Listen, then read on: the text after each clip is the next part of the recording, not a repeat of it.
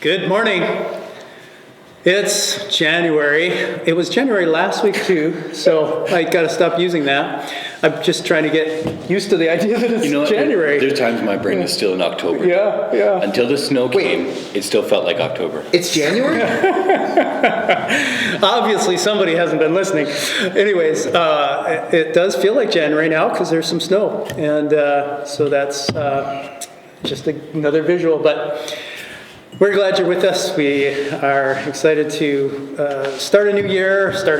We started a new series on Sunday. Part of what we like to do is look back, and this morning we want to look back to Sunday. We started a series called Divine Assignments: Exploring God's Call. Mm-hmm. And one of the things I thought would be good, I kind of mentioned a little bit on Sunday, but there's some common misconceptions about God's call. One of them I did mention on Sunday is that only pastors and missionaries and full-time Christian workers are called, or that's what it means to be called. But I kind of hinted that there's a lot more to call than that. 3 ways God calls all believers.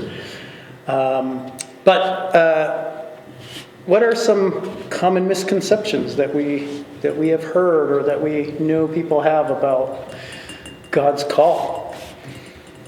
I'm asking that question for us to discuss, so go for it as you think of it. That it's an audible voice. Right? If only. That God doesn't take his finger and write on the wall, you will be a pastor, carpenter, whatever. But he did it once. He did it once. Why, shouldn't he just do that all the time? Yeah. I think the other thing too is that we should just sit on our couch in the living room and not do a thing until we hear it and find it, and then we'd be ready to act. Because And you guys are playing those up as if they're kind of goofy, but I've heard both of those in different ways. I'm not sure what to do yet, so I'm just waiting. Mm-hmm. God hasn't spoken to me. I haven't heard him. So his audible voice, sit around and wait. Sorry. Well, I was going to say, I think part of that, the side of that conception is that we don't want to be wasteful. Right? Mm-hmm. So I don't want to waste time. I don't want to waste money. I don't want to waste energy. Because I want to be ready to act. So then I've got to conserve it. I think the other aspect is that in our action, we sometimes discover God's call. Mm-hmm. Yeah. And, I think about a Canadian author, professor, he probably has a lot of job titles. He out of Alberta, wrote a book called Courage and Calling. Gordon Smith is his name, I think. Mm-hmm. It's been a while. It's been quite a few years since I've read it. The title sounds familiar. Mm-hmm. He talks about how, if you're a parent, you're called to parenting. Mm-hmm. And it's well, did I decide to become a parent, or am I called? It's this weird. Sometimes it's not a clear cut. This is my decision, or this is God's call. Mm-hmm. That's not so much what he says in his book, but that's more my experience of it, right? And as he talks about the generalized calling of certain things, and it's did I choose this, or am I called to this? And sometimes it's a little bit of both. Mm-hmm. And we think so. So I say the misconception is that we think calling is just, it's a clear cut, no, I'm in this only because of the action of God. And actually we kind of participate in it. Mm-hmm. Yeah, so it's so just to try to clear away, hone in on the misconception there. The misconception, we've said audible call, wait until you're ready. Very clear definition.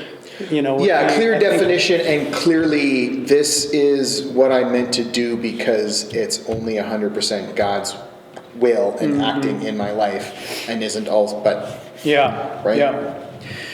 I think another misconception is that it's deeply emotional. I've experienced this. It was amazing. I know without a doubt. I think that's another myth of God's call, right? Right. And not that God doesn't speak through any of these ways. I think the myth is that this is how he always does it. Is that what you're kind Partly. of?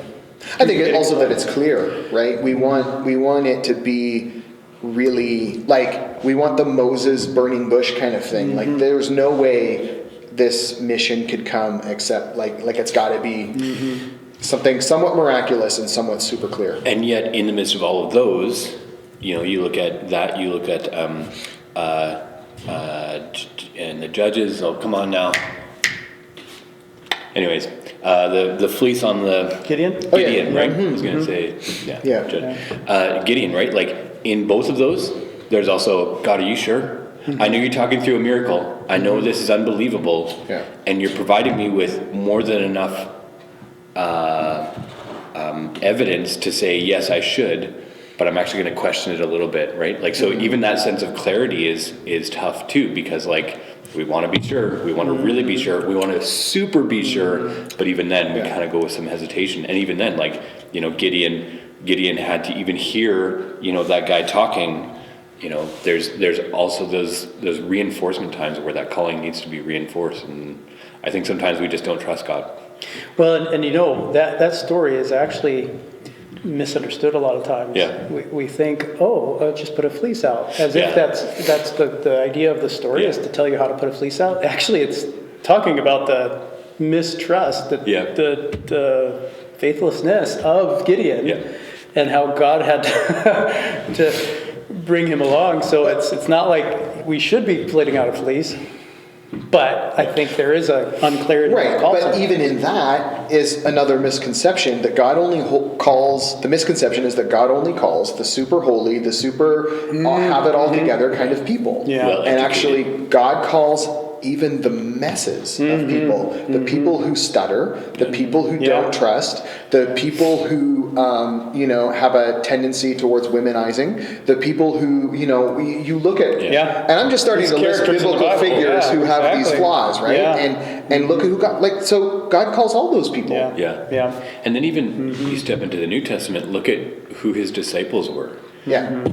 Uneducated, whatever, backstabbing kind of, and the religious terrorists. The religious terrorists, right? Like working with all the those, Romans, all those people who are just a mess, and yet God calls them, and God says, I actually have a plan for you. You got to trust me, though. Yeah. I think another misconception is that people feel they're too old.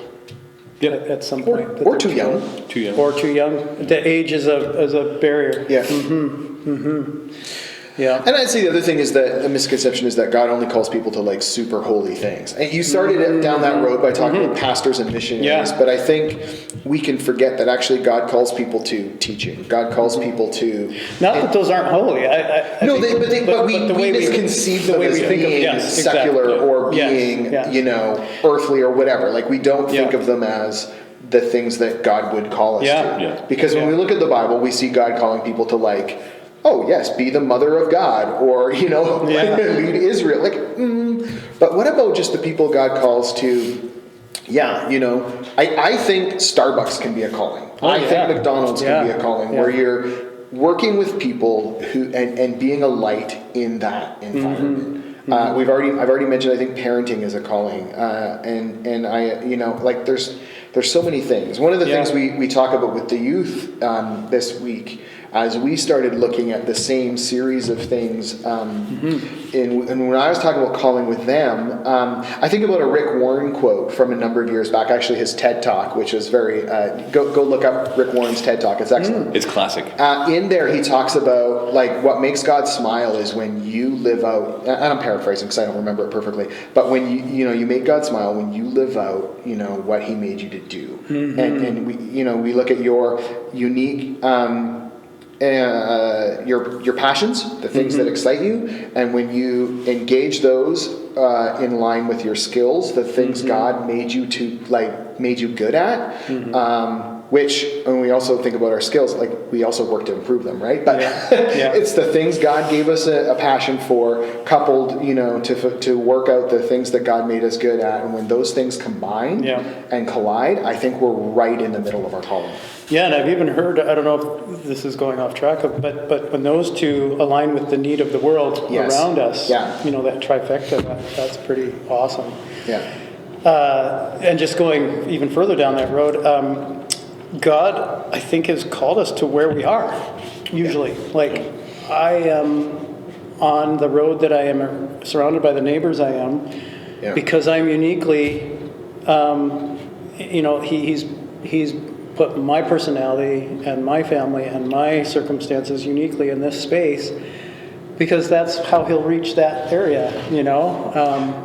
Right. Obviously, that's working hand in hand with him. So I pray for my neighbors, I interact with them, pray that he would be at work in them, and eventually, Yeah. he does what he does, right? So, yeah. Absolutely. I mean, it seems weird to say, think about that in some sense, because like when Sheena and I bought the house we're in, okay, what can we afford? Yeah. What doesn't Yeah. need work? Because, oh, by the way, my wife is pregnant. Yeah. We don't want to start a building project or renovation, right? So what can we afford that's not, that's in a close enough to the things we need, places we need to be, and doesn't need any work? Like that doesn't sound like, divine intervention. It's just practical. But yet we've been there now over 15 years, and guess what?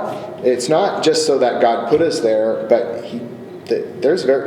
we're the only ones still in that block over these years, right? People come and go, and to think every time a house goes for sale, okay, God, who, that starts to become part of our prayer. Okay, God, who are you going to put? Like, who's coming in, and how are we going to be neighbors, and how can we be good neighbors? And that's just neighbors, like we're talking work. Yeah. Where you work, you're uniquely placed there to be the light of Jesus to the people around you. I do want to mention something for people that aren't working and that have a hard time getting out. Are you called?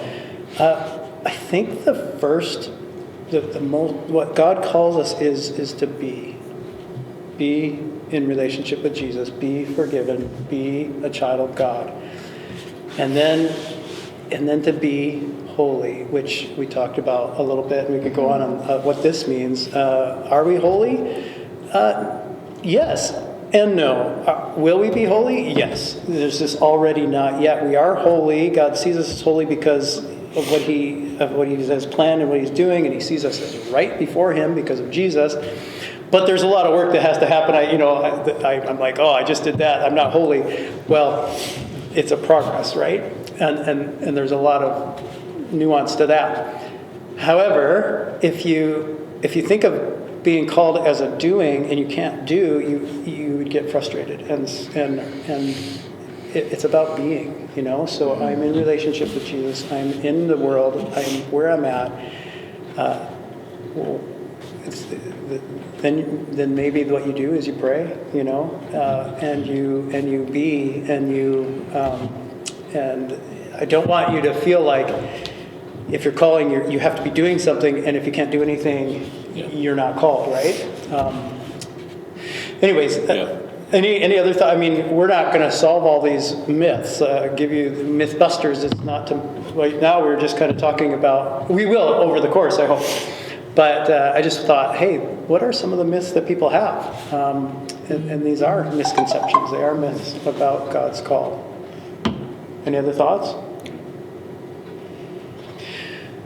I'm excited to continue on. This will be a several weeks journey. We're going to look at several different characters, and each one will help us understand God's calling a little bit more. And then we hopefully can begin to understand His call on us individually and together, because it is a corporate call as well. We are all called to the family of God and to be united together in our uniqueness, adding to the whole. It's amazing. God's call is amazing, and I just want to take some time to develop that. So we're looking forward to more.